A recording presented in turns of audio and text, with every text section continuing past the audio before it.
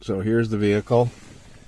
One thing to note with the key on, glow plug lights came on and now the wait light's off. Airbag light is flashing, but that's another issue.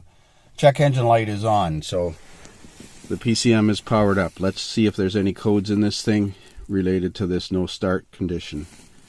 I'm just going to go straight into engine and codes menu and memory codes first off. Continue.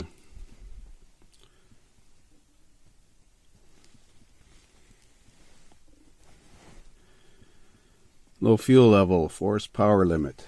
Really? Well, according to that, the fuel gauge is full.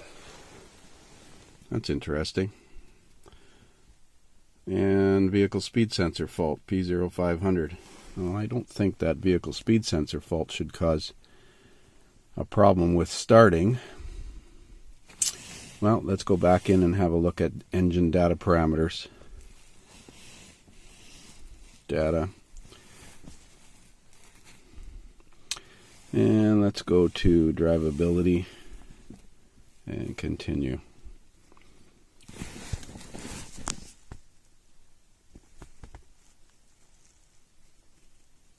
So first of all, we want to see if we have an RPM signal during cranking.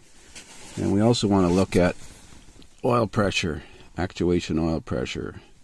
FICM voltage is 48 volts, 12 volts supplied to the FICM. ICP desired, there's desired oil pressure. And where is ICP voltage? It must be on this side. Injection control pressure, PSI.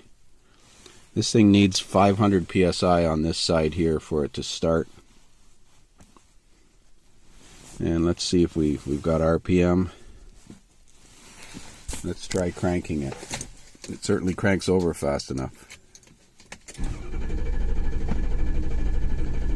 Well, we don't have any high pressure oil pressure. And I checked the engine oil, and the engine oil is good. Desired is 955, as you can see here, and actual is a whole 24 psi. So we actually have a pressure regulator failure, or a high pressure pump failure, or a massive leak somewhere. Given the nature of the problem, where it just quit and then he shut it off and then it wouldn't restart, I would kind of lean towards a pressure regulator problem. Again, the engine oil level is full.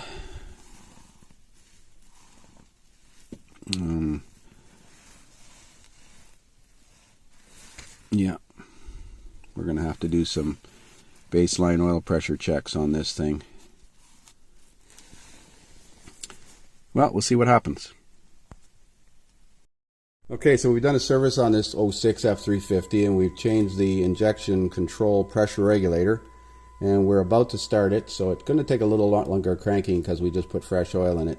We did find a piece of debris in the pressure regulator. I'll take a little video of that at the end here to show you what that looks like.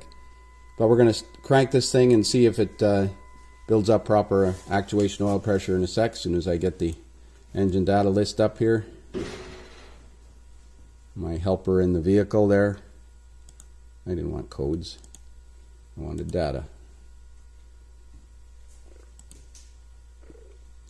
And drivability. Like I said, it needs 500 psi actuation oil pressure to run or to fire. So we're going to pull up desired and actual pressure as soon as we find it here. There's desired ICP pressure, and there's ICP actual pressure and RPM. Okay, give her.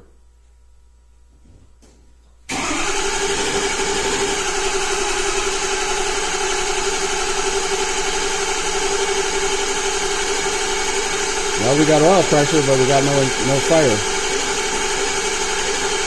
Okay. We'll have to check those connections on that FICM because we've got actuation oil pressure of 1600 psi it should have fired. Let me check the Fickham voltage here. 48 volts, 12 volts power.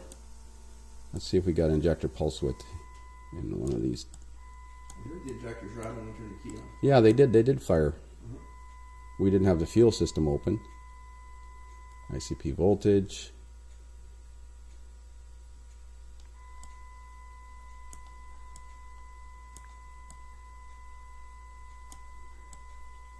I don't think we forgot to plug anything in.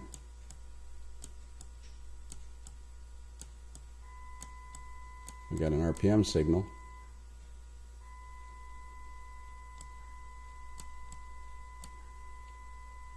Desired RPM 4000. Accelerator pedal. Where's the injector pulse width? ICP voltage. Sync. How come that says no? Try cranking it again.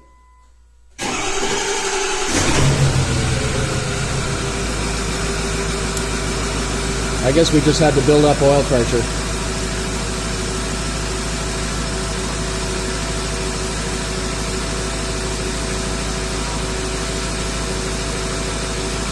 Desired pressure 1300, actual pressure 1300, and pressure regulator percentage of 40%, 39-40%. That looks good. So it appears a piece of debris stuck in that pressure regulator was the cause of the problem. So here's the screen out of the actuation oil pressure regulator.